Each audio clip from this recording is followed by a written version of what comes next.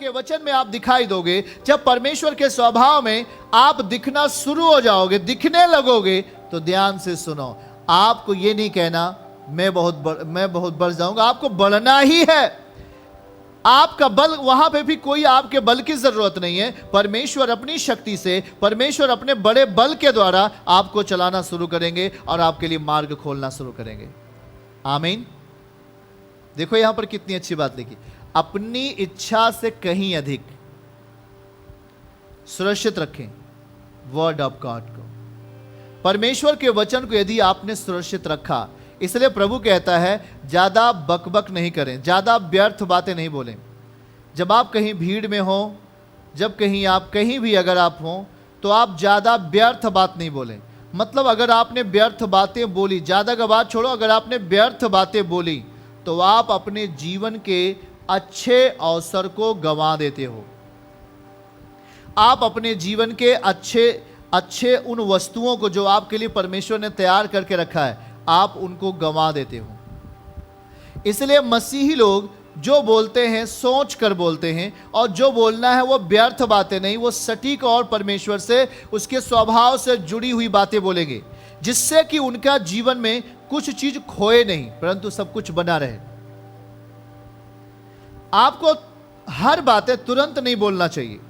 आप अपनी जिंदगी में बहुत सारे एंटी बातें आती हैं, विरोध की बातें आपके जीवन में आती हैं, कोई ना कोई आपका विरोध करता है। पर आप अपनी जिंदगी में जब आप परमेश्वर के साथ समय व्यतीत कर रहे हैं, तो आपको बोलने के प्रति भी गंभीर होना पड़ेगा, क्योंकि जो आप बोलेंगे वो कैरेक्टर होगा यीशु मसीह का। जो आप बोलेंगे वो चरित्र होगा यीशु मसीह का। और जो आप जिस चरित्र में बोलते हैं, वो चीजें संसार के लिए अवसर को खोलती हैं, अवसर को बंद करती हैं। पड़ोसी को बोलिए, अवसर को खोलती है, अवसर को बंद करती हैं। हमारे लिए, हमारे संतानों के लिए, आपके बिजनेस के लिए, आपके व्यवसाय के लिए, हमारे उस कैरेक्टर के अनुसार जो हमारे अंदर जी रहा है, उसके अनुसार बोलने के कारण हम बहुत बातों को खोते हैं, बहुत बातों को पा जाते हैं, बहुत बातों के लिए रास्ता खोल देते हैं और बहुत बातों के लिए रास्ता बंद कर देते हैं। यदि आप विश्वास के द्वारा परमेश्वर के स्वभाव में जब आप बात करते हैं, तब आप शैतान के मार्गों के लिए बंद करते हैं। शैतान के मार्ग या आने वाली समस्याओं के लिए मार्ग बंद करेंगे और खुदावन के लिए मार्ग खुलेगा।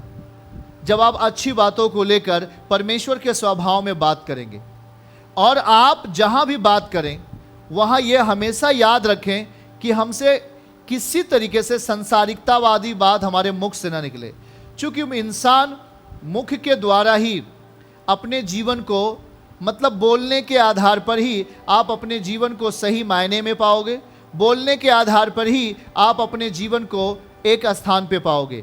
वो स्थान कैसे होगा? आपके बोलने के आधार पर।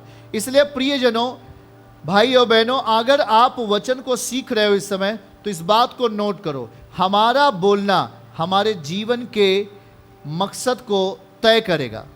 आप जैसे बोलते हैं, आपका जीवन का मकसद तय होगा। आप जिस आधार पर बात करते हैं, उस आधार पर आपके जीवन के लिए मार्ग खुलता है और बंद होता है। आप अपने जीवन को तैयार करते हैं किस स्वभाव में।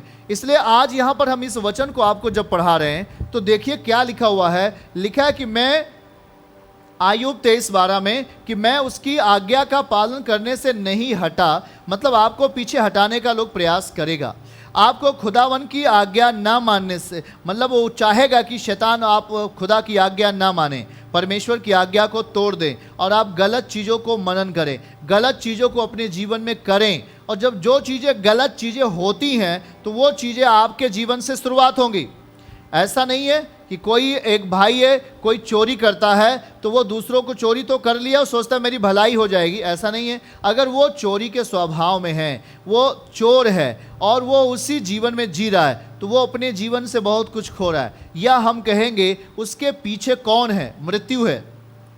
उसके पीछे कौन है? एक विपत्ति है। उसके पीछे कौन है? एक जाल है जो उसे फंसा के खत्म कर देगी। क्योंकि वो जिस स्वभाव में जी रहा है उसी स्वभाव में बहुत बातों को अपने जीवन के लिए रास्ता खोल देता है।